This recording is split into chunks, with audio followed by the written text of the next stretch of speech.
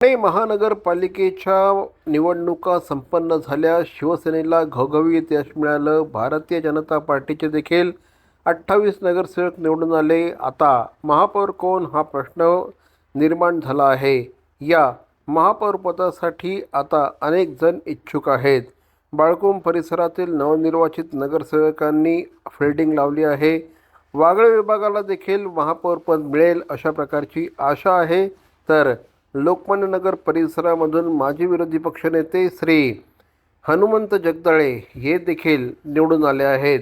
त्यामुळे आता हे पद नेमकं कोणाकडे जातं? बाळकूमच्या देवराम भोईर, संजय भोईर यांच्याकडे महिला राखीव झाला, तर उषा भोईर यांच्याकडे, की एकनाथ शिंदे यांचे अत्यंत निकटवर्तीय म्हणून ओळखले जाणारे राम रेपाळे यांच्याकडे, की श्री जगदाळे यांच्याकडे, असा प्रश्न यामुळे निर्माण झाला आहे. दरम्यान महापौर पदाकडे सगळ्यांचंच लक्ष लागलं आहे.